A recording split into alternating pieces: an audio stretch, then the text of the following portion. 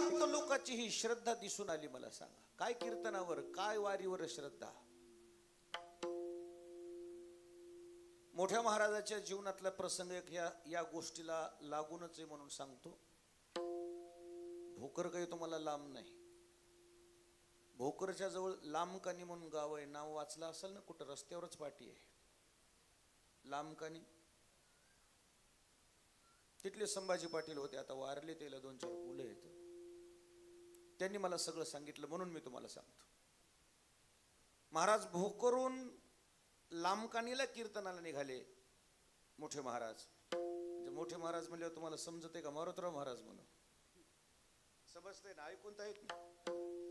भोकरून किन्हाळकर पाटील आहेत ना, तिथून लांबकानीकडे निघाले. आमचे चुलते वारले दस्तापूरमध्ये. मग आता फोनची सुविधा नव्हती त्या काळात. निरोप वाहन घेऊन आले गावातले काही पाहुणे. त्या पाहुण्याचे तोंड लहान झालेले बघितले की महाराज म्हणले, किती वाजता गेला रे पांडुरंग? म्हणजे दुखायलंय का, सिरियस आहे का, काहीच नाही. किती वाजता गेला? महाराज म्हणले, हो झालं म्हणले. त्याचे चेहरे डबडब, डोळे भरलेले पाण्यानं. म्हणले, मग आता कशासाठी आलात? म्हणले, तुम्हाला न्यायला. बर, पण माझं एक कीर्तन राहिले म्हणले. त्या लांबकानीचे संभाजी पाटील गाडीत होते. म्हणले, महाराज काय कीर्तनाचं काय, कोणाच्या हाताने मी आटपून घेईल, पण तुमचा मुलगा वारला. अरे मेलेला मुलगा जिवंत होणार आहे का? म्हणले, 10,000 कीर्तनाला लोक आहे, तितकेच नुकसान मी करणार नाही. चल गावात. गावात त्या काळातल्या लोकांना लगेच एक जणाला कोणाला तरी निरोप लागला. 3-4 किलोमीटरच आहे, जास्त अंतर नाही. ते एक जण माणूस गेलो की त्याला निरोप लागला. महाराजाचा मुलगा वारलेला असून सुद्धा महाराज तिकडे जाण्याऐवजी इकडे आलेत. गाव सगळं बाहेर आलं आणि गावानं सांगितलं, महाराज तुम्ही तिकडे जा, हे आम्ही आटपून घेतो. महाराज म्हणले, नाही नाही, मी कीर्तन केल्याशिवाय जाणार. केलं कीर्तन, आणि कीर्तन करून मग अंतविधीला आले. आमच्या चुलत्याच्या अंतविधीला आल्यावर सुद्धा महाराज घरात आले नाही. त्याला मळ्यात घेऊन या म्हणले. गावातले ज्येष्ठ माणसं पुढे आले. ते आता महाराजाला किती दुःख झालं असेल. महाराज रडतील, महाराज कोसळतील, महाराजाचा तोल जाईल. ती म्हातारी पुढे झाली. महाराज म्हणले, मला तोल जात नाही, काय नाही. महाराजानं गौरी ठेवली. गौरी ठेवून अग्नी द्या म्हणले. बाहेर आल्याबरोबर गावातले जेवढे सोयरेचे होते त्याला म्हणले, लवकर आंघोळी करा आणि पटकन घराकडे व्हा. हे आलेले जेवढे लोक आहेत मला जेव घालायचे, माझ्यासाठी 8 तास बसलेत. हे तसे कसे उपाशी वाटलं. गावातल्या सगळ्या सोयऱ्याने पिठलं भाकर केली, त्याला जीव घालून वाटा लावलं, परंतु मुलाचा शोक करत बसले नाहीत. हे निष्ठेचं प्रतीक सांगतोय मी तुम्हाला. विठाला विठाला देह जाहो अथवा राहो, पांडुरंगी दृढ भाव, शुद्ध शुद्ध शुद्ध भाव, शुद्ध श्रद्धा. अशा या श्रद्धेचं हे अधिष्ठान आहे. माझी पहिली वेळ आहे दर्शनाला यायची. मी भाग्यवान समजेन स्वतःला. आणि या अधिष्ठानासमोर मला मुक्ताबाईचा अभंग आपल्या समोर घ्यावा असा वाटला. त्याचं कारण आहे संतांचं सामर्थ्य कसं असावं, संतांची सहनशीलता कशी असावी, या सगळ्या गोष्टीचा या अभंगामध्ये मुक्ताबाईंना आढावा घेतलेला आहे. सेवेकरता घेतलेल्या अभंगामध्ये मुक्ताबाई नेमका अभंग कधी निर्माण झाला याच्या पाठीमागची भूमिका 1-2 मिनिटात सांगतो, पुन्हा अभंगात प्रवेश करतो. विठाला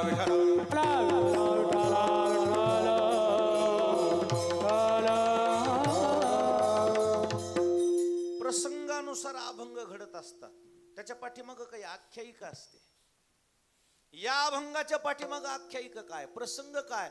ज्ञानेश्वर महाराजाचा अपमान झाला होता. या जगाचा एक वर्ग असा आहे की तो अपमानच करायला बसलेला आहे. त्यांचं कामच आहे ते. ज्ञानोबारायावर एवढी संकट आले, पानवट्यावर पाणी भरू दिलं नाही, गावात प्रवेश निषेध, भिक्षा मागू दिली नाही, मौंज बंधनाचा अधिकार नाही. एवढी एवढी एवढी अनंत अडचणी आल्या त्यांच्या जीवनामध्ये. एवढं वाळीत टाकलं आळंदीकरांनी ज्ञानेश्वर महाराजाला. एवढं ज्ञानोबारायानं अपराध तरी कोणचा केलता? गावानं वाळीत टाकण्यासारखं ज्ञानेश्वर महाराजांनी केलं तरी काय? ज्ञानोबारायाकडून असं कोणचं पाप घडलं होतं की ज्यामुळे शिक्षा गावकऱ्यांनी कोणती दिली? वाळ टाकलं, वाळ. आपल्या इकडे वाळ म्हणतात. काय केलं तरी काय, काहीच गुन्हा नव्हता. हा, आळंदीकराच्या नजरेमध्ये गुन्हा कोणाचा होता? विठ्ठलपंताचा, ज्ञानोबारायाच्या वडिलांचा. काय गुन्हा होता? लग्न झालेलं असून संन्यास घेतला, आणि संन्यास घेतल्यावर त्यांच्या गुरुला कळालं की संतती झालेली नाही. मग संतती झाली तरच संन्यास घेता येतो, म्हणून गुरुनं पुन्हा आज्ञा केली, आणि गुरु आज्ञेनं पुन्हा संसार केले. हे 4 भावंड झालेले आहेत. याच्यात ज्ञानेश्वर महाराजांची चूक आहे का? तुम्ही कामारीतली मंडळी सांगा. ज्ञानेश्वर महाराजांची चूक आहे का? मग शिक्षा ज्ञानेश्वर महाराजाला कशामुळं? विठाला विठाला विठाला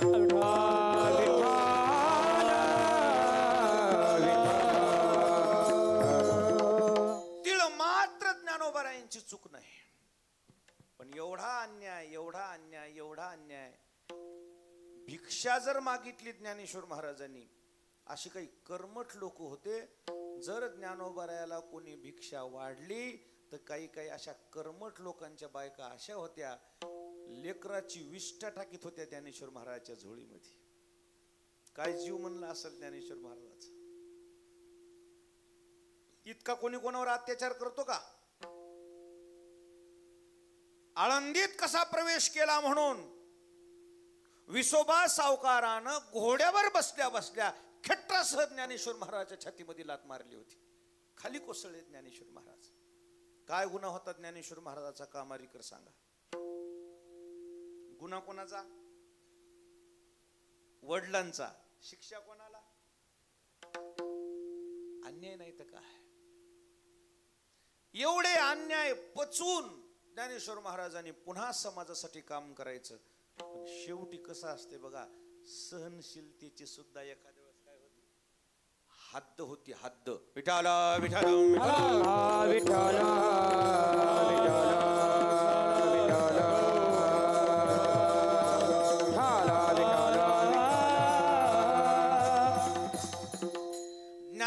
ज्ञानेश्वर महाराजांनी अवतार घेतलाय समाजाकरता, आणि तोच समाज जर ज्ञानेश्वर महाराजांवर असा उलटत असेल, काय वाटत असेल जीवाला?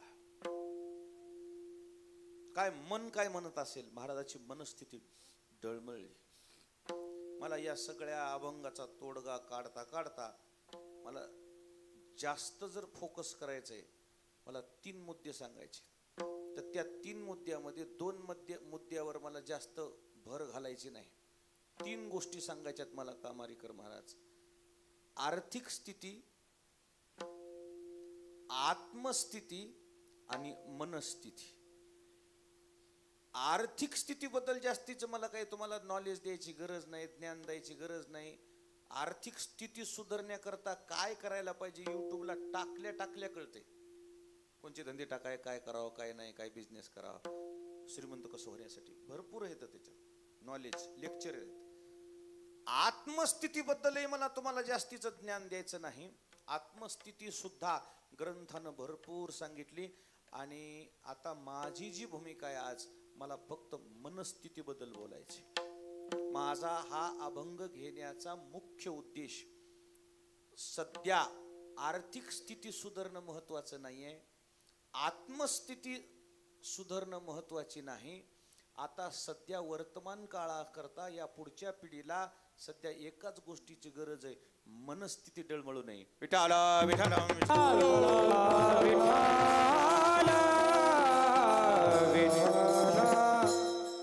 मनस्थितीत ज्ञानेश्वर महाराजांची डळमळली होती, मला नाही म्हणता येणार नाही. आता अभंगाची भूमिकाच तशी येत. ज्या समाजाकरता अवतार घेतला त्या समाजानं माझ्यावर एवढा अन्याय करावा, अत्याचार करावा, मला काय घेणं देणं. गेले ज्ञानेश्वर महाराज सिद्ध बेटामध्ये, झोपडी गाठली, झोपडीत जाऊन बसले, आणि झोपडीची ताठी काय करून घेतली? लावून घेतली. महाराजांची मनस्थिती डळमळली.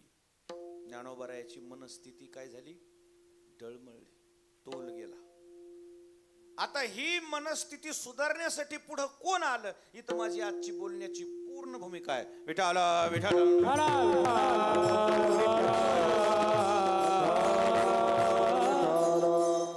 आता आत्ताची जी पुढची पिढी आहे ना, आर्थिक स्थितीबद्दल, आत्मस्थितीबद्दल मला त्यांना जास्तीचं बोलायची गरज नाही. पण मला आत्ता सध्या गरज आहे मनस्थितीबद्दल. काय झालंय की काय नाही की मला माहित नाही, पण सध्या मनस्थितीच बरोबर नाही लोकांची. इतके बेचैन लोक आहेत. आता बराचसा वर्ग, जुन्या काळामध्ये आत्महत्या विवाहितेच्या व्हायच्या. कोणाच्या आत्महत्या व्हायच्या? विवाहितेच्या आत्महत्या व्हायच्या, कारण त्यांची मनस्थिती बरोबर नसायची. सासरवास असायचा, गरिबी परिस्थिती असायची, आणि त्यामुळे त्या काय व्हायच्या? बेचैन व्हायच्या. आणि त्या बेचैन झाल्या की त्याला दुसरा पर्यायच नव्हता, त्यानं काय करून घ्यायचं? आत्महत्या करायची. परंतु आता मनस्थिती खराब केवळ विवाहितेचीच होईना, आता मनस्थिती सध्या खराब व्हायली विद्यार्थ्याची. कोणाची? विद्यार्थी असा दुविधा स्थितीमध्ये आहे. माझं बारकाई नाही का ज्याला कळतंय त्याला मी पुन्हा अभंगावर आणतो. ते मला ती लय लांब नाही, लय सांग अभंग सांगायला लय लय सोपं आहे. त्याला 2-3 चरण पट पट पट त्याला मी बरोबर आणतो कामात. माझी भूमिका कोणती हे पुढच्या पिढीला सांगतोय मी. सध्या कोणती गोष्ट डळमळली? मनस्थिती. बेचैन आहे समाज. इतका समाज बेचैन आहे. बेचैनचं कारण काय? मनस्थिती ढासळली. कशामुळं मनस्थिती ढासळलीचं कारण आहे स्पर्धा वाढली. काय वाढली? स्पर्धा वाढली. पहिलं टक्केवारीवर लोक फोकस करत होते, आता टक्केवारीच्या पुढे फोकस गेले. कशावर? पॉइंट. कशावर फोकस आहे? 98% 20 पॉइंट, 99% 30 पॉइंट. त्याच्यामध्ये लाख लोक नोकरीला लागलेत. आणि हे 92-35 मार्कावाले तर त्याचा धंदाच नाही राहिला.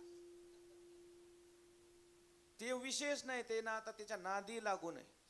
त्याला भरपूर दुसरे मार्ग आहेत. रोजानं जरी गेलं तरी 500 रुपये रोज. या स्पर्धेमध्ये ते 35% वाले टिकत. हा, ते टिकाव म्हणून जरांगे पाटलाची तळमळ आहे. स्वतः उपवास केला 5 दिवस. हे प्रवाहात यावं, हे कुणीकडे यावं? प्रवाहात यावं म्हणून पाटलाची भरपूर तळमळ आहे. किती दिवस झालं पोषणाचे ते शरीरामध्ये जान राहिली नाही. माझी भूमिका जरा बारकाईनं मांडायची, मला बारकाईनं लक्ष द्या. मनस्थिती ढासळली कशानं? ढासळण्याचं कारणच आहे 14 वर्ष झालं नोकर भरती नाही. किती वर्ष? 14 वर्ष झालं नोकर भरती नाही. आणि जी आहे तिच्यात सर्वसामान्य विद्यार्थी पात्र होत नाही. का? तर टक्केवारी कमी आहे. आणि टक्केवारी कमी पडल्यामुळे आता विद्यार्थ्याच्या आत्महत्या वाढल्यात. जेवढे कीर्तनात बसलेले वडील आहेत, वडील शब्द समजले ना? जेवढे कीर्तनात बसलेले बाप आहेत, त्या सगळ्याला माझी कळकळीची विनंती आहे, अति अपेक्षा करू नका पोराकडून. काय करू नका, समजायले का? साडूचा मुलगा तहसीलदार झाला म्हणून आपला मुलगा डिप्टी कलेक्टर होईलच याचा काय नियम? प्रत्येकाची बुद्धिमत्ता कशी आहे? वेगळी आहे. प्रत्येकाची बुद्धिमत्ता वेगळी. बघ ते कसं तहसीलदार झालं बघ.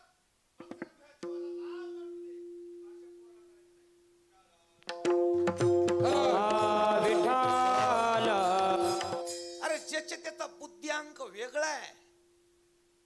ज्याच्या त्याच्या लेवलचा विषय आहे. पण सगळ्यालाच वाटायले आपलं पोरग तहसीलदार व्हावं. कसं शक्य आहे? 10वीला त्याला 35% होती आणि 12वीला तर कॉफी सेंटर होतं म्हणूनच पास झाले. नाही तर इंग्लिश गणित गेलतात म्हणून समजा. त्यानं डिप्टी कलेक्टर व्हावं ही अपेक्षा करणं बरोबर आहे का? बरोबर आहे का? म्हणजे कसं व्हायला माहितीये का? मुंगीच्या पाठीवर एक जणानं कुंटलाचं पोतं दिलं.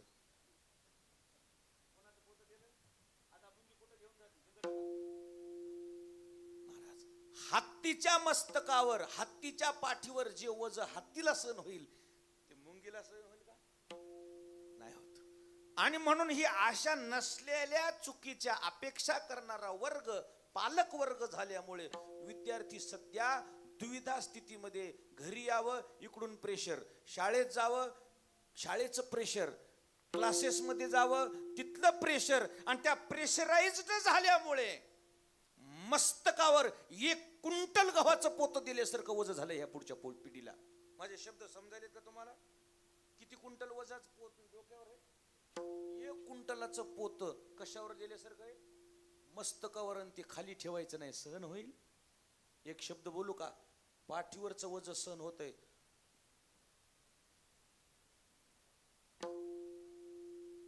याच्यावर वजन सहन होत नाही. ह्याच्यावर अतिरिक्त भार आला, नस फाटायली. कशाची?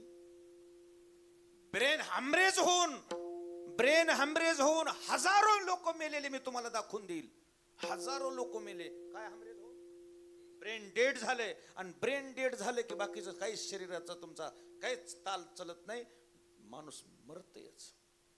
आणि ह्या अशा अवस्थेमध्ये पुढची पिढी चालली, आणि ती पुढची पिढी जी जाते ती डिप्रेशन मध्ये चालली, डिप्रेशन मध्ये.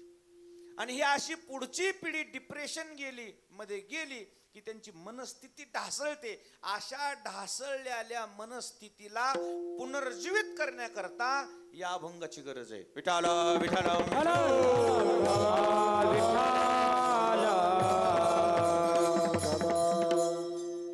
बेचैन आहेत बारकाले पोरं. इमानदारीनं मी हा अभंग कशामुळे घेतलं सांगतो तुम्हाला.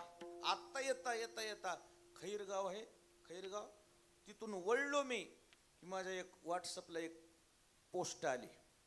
10 वर्षाचा विद्यार्थी. किती वर्षाचा? 10च वर्षाचा. नाही तर मला अभंग घ्यायचा होता जनाबाईचा, कारण जनाबाई सुद्धा रंगारी यातीतले आहेत आणि त्याच वंशामध्ये संभाजी महाराज आहे, त्याचा मला स्वाभिमान. आणि जनाबाई आमच्या गंगाखेडची आहे, आणि मी आता गंगाखेडून आलो. मला जनाबाईच घोकली होती येऊस्तोर, पण ते लेकरू मेलं आत्ता बघितलं. 10 वर्षाचं लेकरू खेळलं आईच्या मांडीवर डोकं ठेवलं. आई छाती दुखायली का म्हणले, आणि तिनं झेंडू बाम लावस्तोरचा जीव सोडून गेला. आत्ता ताजी घटना आहे, तुमचं सोशल मीडिया उघडा. 10 वर्षाच्या लेकराचा कशानं मृत्यू झाला हो? कशानं मृत्यू झाला? हृदयविकारानं. त्याला ओझ कशाचं आहे? त्याला ब्लॉकेज कुठून आहे? इतकं त्याला चरबी पण नाही. त्याला ब्लॉकेज झाले कशानं? त्याला ब्लॉकेज नाही, त्याला अतिरिक्त भार आहे. कशावर भार आहे? या मेंदूवर. आणि ह्या मेंदूला अतिरिक्त भार सहन होत नाही. एक तर हृदयविकार होते, नाही तर मेंदूची नस फाटती. विठाला विठाला विठाला.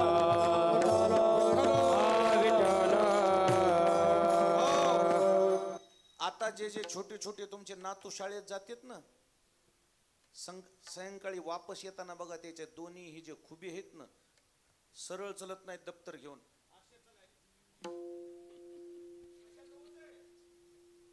ओझ कशाचं आहे? आणि कितव्या वर्षी शाळेत गेलतात तुम्ही? कितव्या वर्षी शाळेत गेलतात? 6व्या वर्षी. नातू आहे का? कितव्या वर्षी चाललाय?